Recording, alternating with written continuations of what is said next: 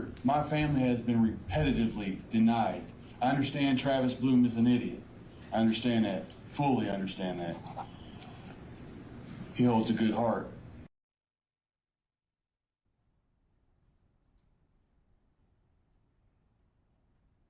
Fabricating fictitious government you ever seen. My little brother used to run to mother and say, "Mom, BB hit me." BB was my sister. He used to say, "BB hit me." Mom would say, "Well, my lovely young man, where are the marks to prove such?" Well, my mom, show me the marks. He could not show any marks.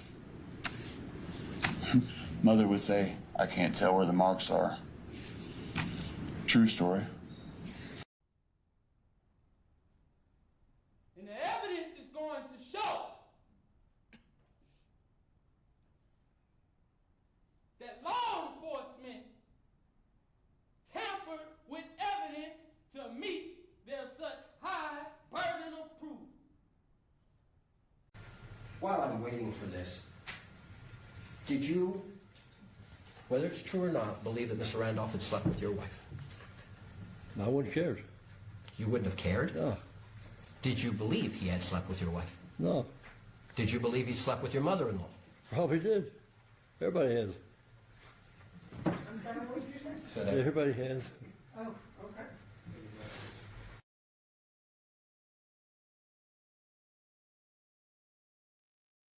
Good morning, good evening, good afternoon, wherever you are, whoever you are, what if any you are. But Baker, wasn't this set to go at 11:30? Yeah, but nothing else was going on, so I thought, I'll just do it now, and then I can sleep in the morning and enjoy that a little bit longer in bedtime. Well, it will be the same because I'll go later to bed anyway. And just a disclaimer from the beginning, I'm not going to sit here and play any clips of what I'm going to look at the polygraph test that apparently has been put on TwitSweat as evidence against a fellow streamer, and why I think, first of all, polygraphs are bullshit. They don't prove anything. Second of all, that I might have a red flag or two in it. For those of you who don't know it, there's a fellow streamer who had some allegations about kid stuff raised against him, and then yesterday, I believe, there was a lie detector test released to prove that he did not lie. And that should be it then. Then he must have done it. Well, there's a few red flags in the report itself and the story about where was this taken. Because the story is this was taken in Dallas or New York. One of those two places.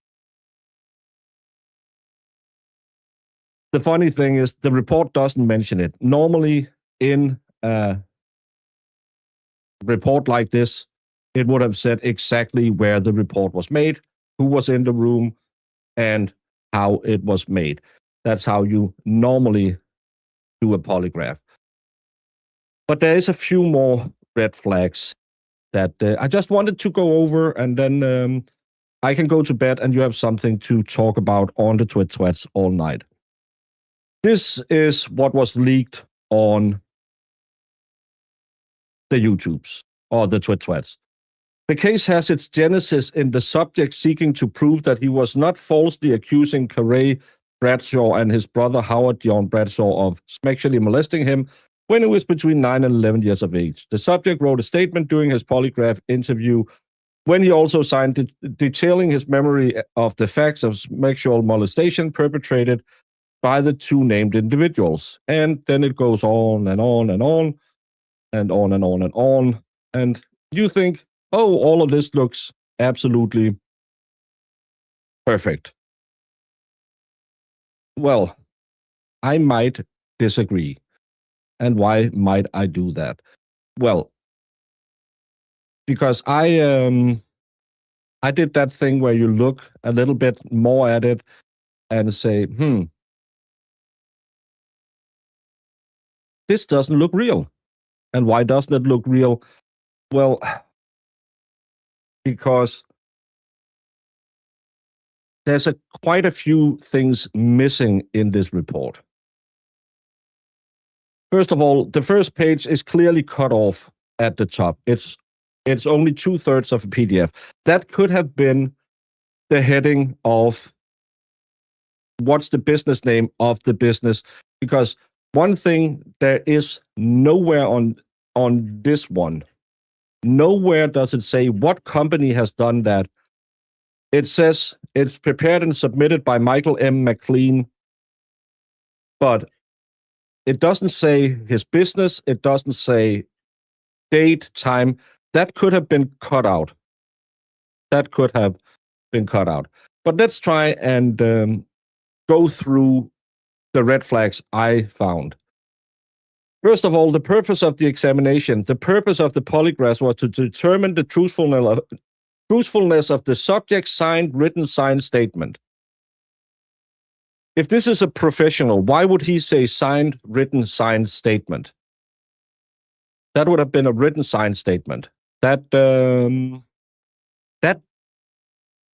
looks weird. Oh, and I put a watermark on it just so it at least looked a little better. Then you have this place. When you write personal papers, for those of you who does that, when have you ever cut a sentence mid-sentence?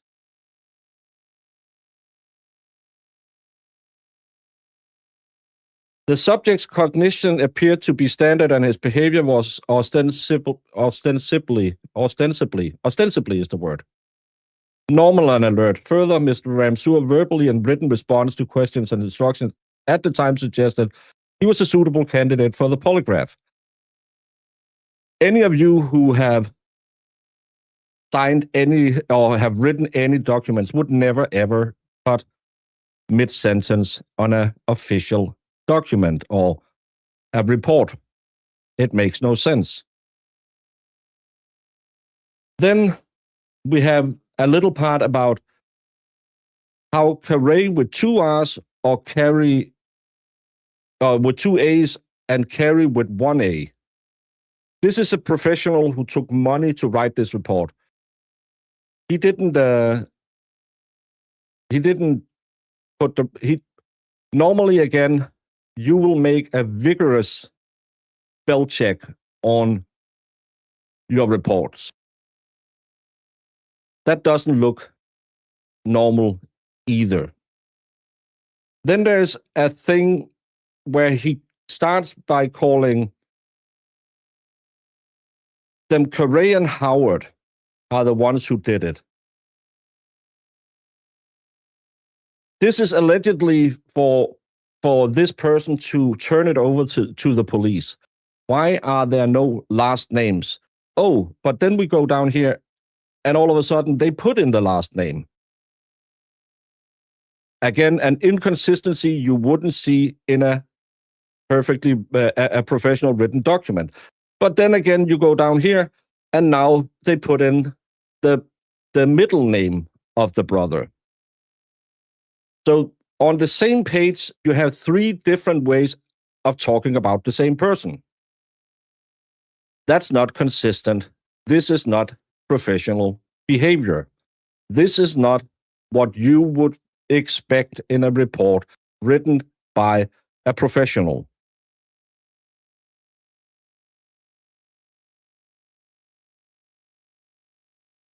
And then he has no reason to tell lies on either Carey or his brother. That's a weird sentence. Why put it in there?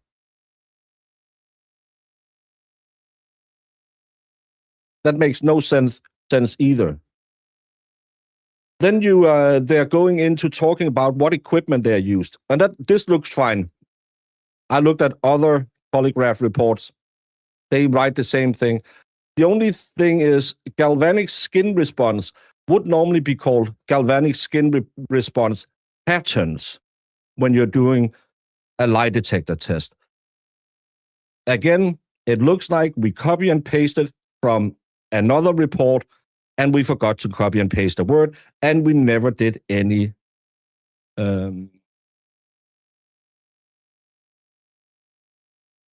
paste, Ollie.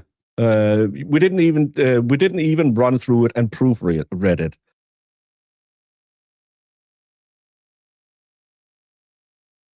Then there's this. To me, it's just lazy. Concerning the statement you signed here today, did you intentionally provide any misleading information? No. Any false information? No. Did you lie about anything? No. That's just weird and lazy. And then we have that little problem. They have called him Alexander Ramsor on every page. But then they decide to change it to Alexander Mansour on the same page. Again, if this is just clerical errors, I would want my money back. And I can't tell if it's when the PDF got copied that this line got moved up. As you can see, it's going into the words here. But I think that could be a copying mistake. But then these psychological tests are in accordance with peer-reviewed. That's peer.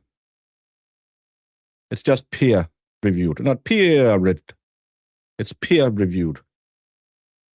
Another little thing that you might have caught if you did this for a job.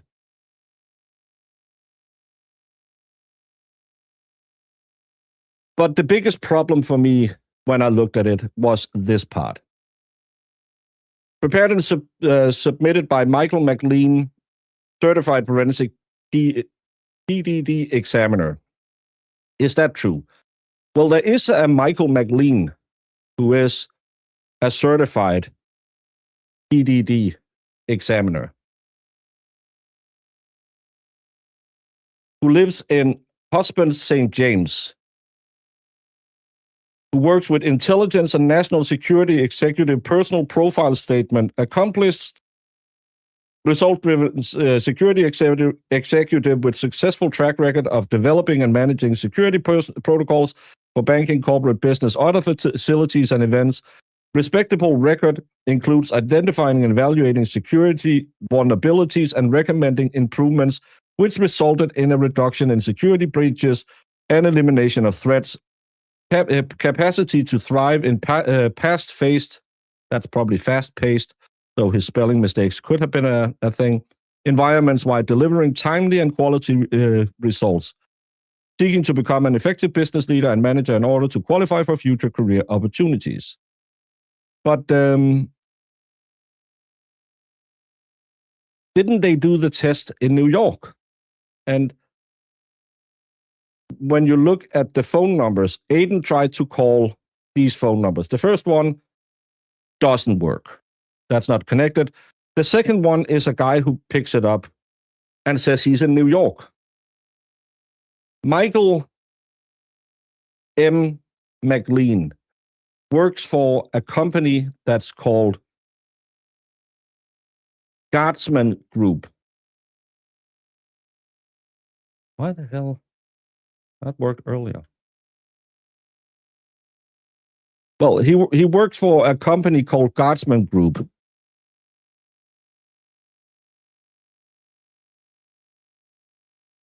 That's situated in. Why the hell can't I?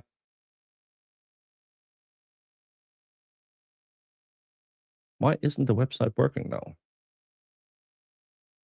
Of course, their website is down now when I want to open it, but this is located on Old Hope Road in Kingston, Jamaica. But this is a New York number. And another funny little thing, Michael McLean uses a Gmail. If you want to write Guardsman Group, they have their own email. Why would he use a personal Gmail?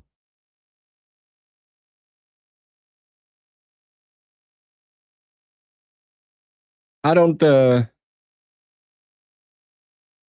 really know what else to say than on the face of it, with my detective skills, this looks like someone fabricated this out of cutting and pasting other results and then just filling in what kind of looked like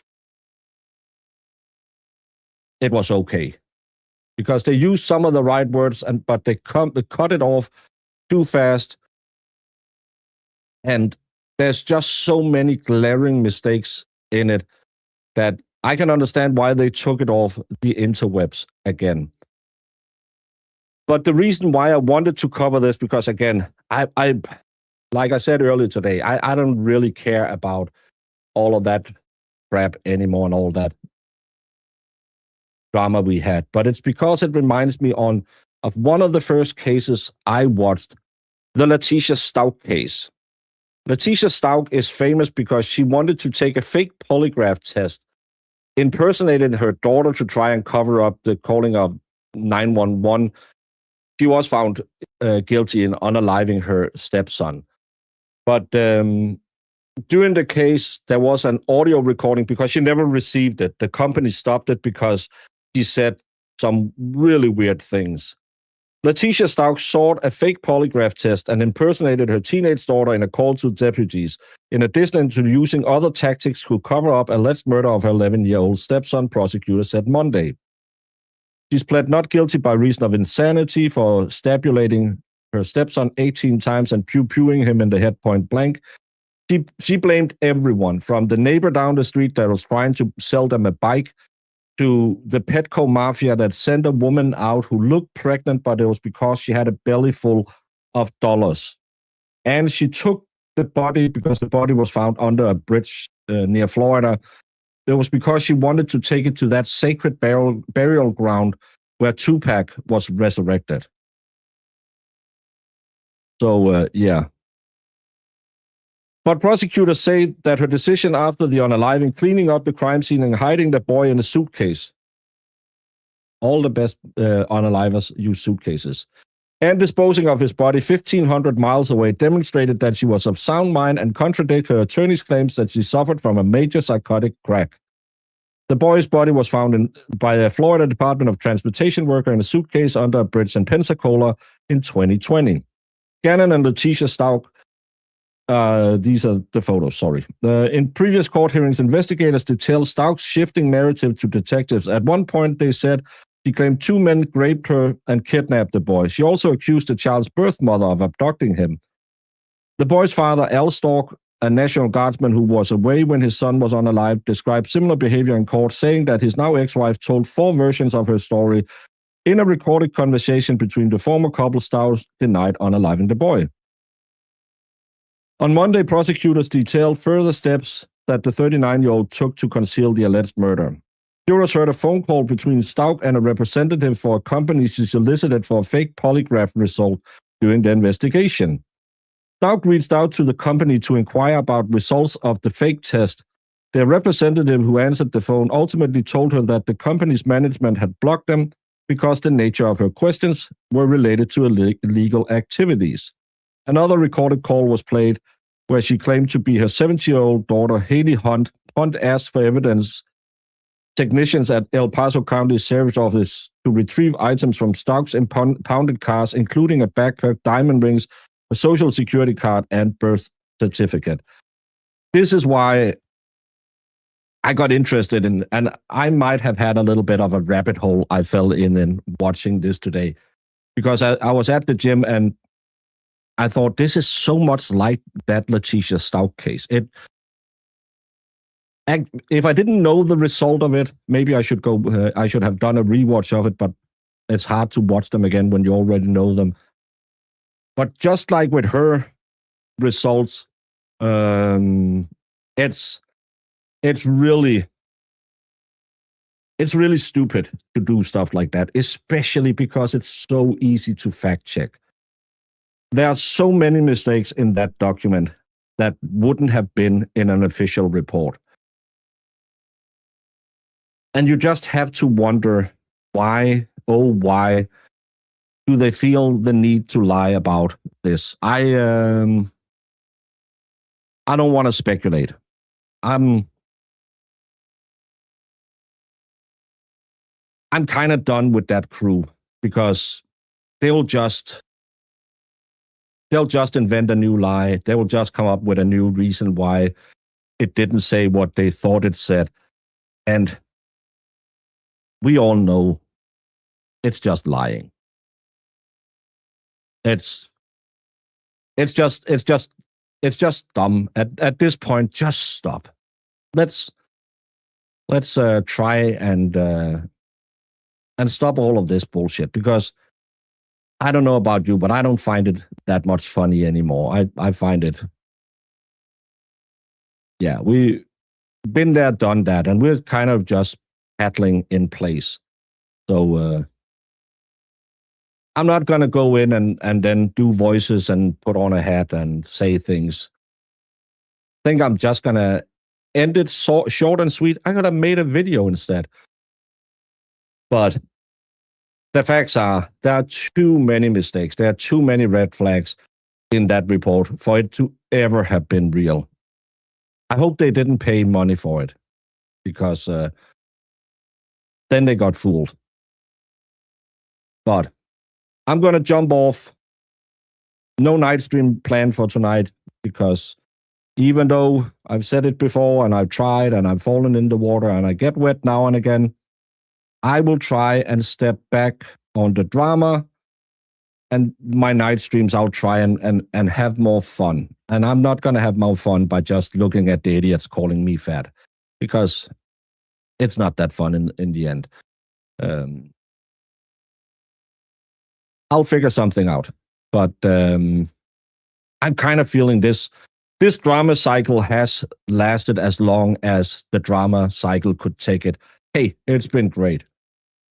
I've gotten a lot of views, and thank you all for supporting the Drama Llamas. But I'll try and step a little step back. And yes, I've said it before. Yes. But it's just like doing crack. You have to relapse a few times before you can get out of your problem. So that's my plan. But the only perfect person in the world got put on a cross, and I don't look good in a loincloth. So I'm not making any promises that I won't say something about the foreskins or something again. But this inter-creator drama that's going on, I'm fed up with it. Plain and simple. And you have to be in this negative headspace the entire time. And it's not good for my psyche, and I don't think it's good for everyone who's watching psyches, because there's too much beef, there's too much hate, there's too much fighting. And yes, I've said it before. If I can't, then just remind me, because then make another intervention and hold up a sign saying, "Get off the pipe."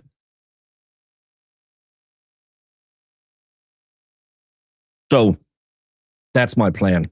I'd rather invite the expert on, or Crazy Amy or something, and we'll find something stupid to laugh at and try and make late nights fun, instead of just sitting here making jokes about people who make jokes of themselves.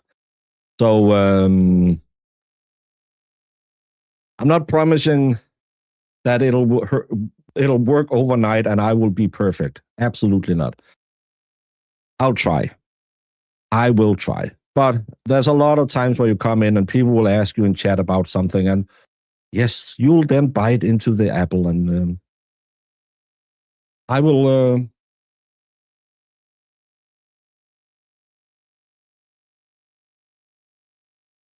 administer if I get too much drama. We need to have fun on the internet again. We need to get Danny to watch the Pelican Bar, whatever that bar is called. We need him to tell some backstories of all the people in there, because that's the best late night content on the planet. That's my hope. It's not a promise, because I am but a man. So, I know a lot of people will remind me of what I've said, and that's fine. But I am still a man, and sometimes I will also dip my toes in. But I really wish that we all could have more fun, that we could just have some.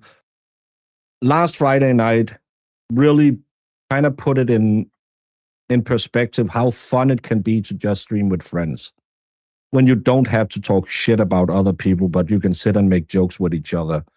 And that's really fun. That's really nice, that you don't have to be this, oh, I'm going to yell about someone else, but you can just sit there and tell jokes, make fun of yourself, talk about crazy stuff. I wish I can do it. I'm not sure that I will be perfect on the first day or the first week, but I'll try. And I'll try and find someone who is up at those crazy hours who might come on, and we can talk about, me and the expert can sit and discuss why birds are not real, and we can talk about Sasquatch grapes. We can do that stuff. That's more entertaining than, oh, another streamer got butthurt again today. Because he's going to be it every day. It's getting old. I'm trying to... I'll try. I will try. Anyone else's chats being weird? Every stream I go on, something is weird with the chat. I can see multiple people have talked about their chats not going through and they have glitches. I have had a lot of problems because I was trying to sit and just relax and watch some different things. I've had the live streams has been really bad. Videos has been fine. Live streams has been really bad for me as well today. So YouTube is fixing problems that doesn't exist. I must say that your cleverness and humor made the drama fun, but it's not healthy as a steady diet. No, and it's not sustainable, and it'll drive away certain parts of your audience, but it'll give you some other audience, and then when you leave it, then you will lose those. It's that constant balance. That's the life of a YouTuber. You are constantly between a rock and a hard place, and I can just feel that I don't find it fun anymore. I don't need to go there and sit and analyze them talking about my Lego and why I have my Lego up. I don't need that. I would rather invite Crazy Amy on and ask about oil changes than sit and do that. Because I'm pretty sure we can talk about stuff and make a joke about it. Or invite Valhalla on and hear about his latest goat harvest. And then just do some chill stuff. Because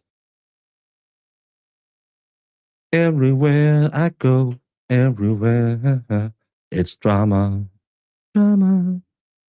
La la la la la, la la la la la. Your stream has gotten me through some hard times. Thank you. Well, it has also gotten me through some hard times, and that's another thing, because you are also you're also battling this constant burnout that you're afraid of hitting. And I had a big burnout last year because I had 2 kid cases right on top of each other, and I had a massive burnout, and I needed the drama streams. I'll be honest, I needed them because I wanted to yell and act out constantly because I was in a bad place. And I didn't want to do it in my daytime shows at my normal audience. So it was really liberating for me to say, fuck you, a lot on streams at night. But now that is dragging me into a negative headspace, because you then are just constantly looking for something shitty to talk about other people. And that's not good either. So I'll try and find some dumb clips or some funny stories or something, and just do an hour of lighthearted stuff where we don't have to sit and hear about what did this person do now, or did you see that twat? Because do we really? We already saw it on the twat. We know all these people are fighting, so it's yeah. But maybe that's what we do. I don't know. No promises. I've said it before. I've been wrong before. But I'll try. I will try. But yes, it's gonna be tough to move away from it, because there's views and money in it. But there's also a lot of negative headspace, and negative headspace are not good for you. And as I've said before, I've started from 0 once. I can start from 0 again and build it up one more time, or maybe 2 more times, or 3 more times. And I think that's what I'm going to do. Just try to do something different. And I hope you will follow some of it. Thank you, Laura, for a $3 super sticker of a Post-it note saying, I'll be back. I know you will. You have been here for a long time.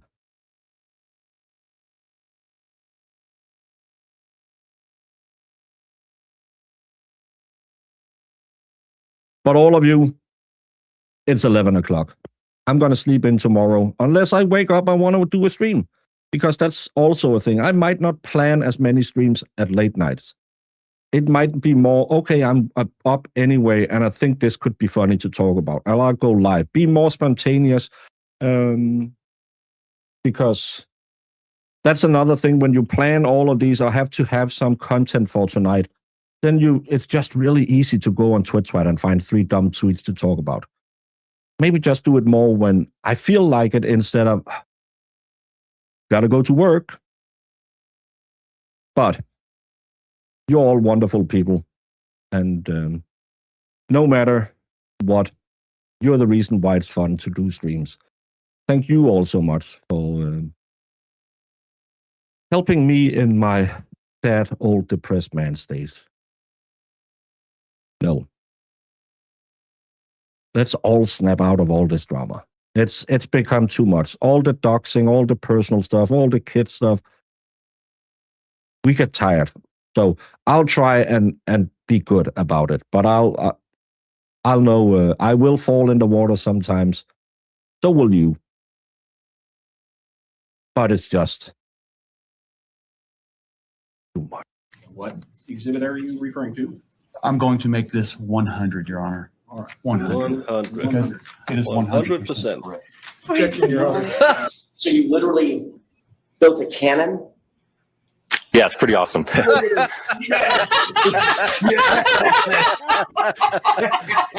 right, I'm in love. Go back. Please do that again. Oh, that was the cutest thing I've ever seen. While I'm waiting for this, did you, whether it's true or not,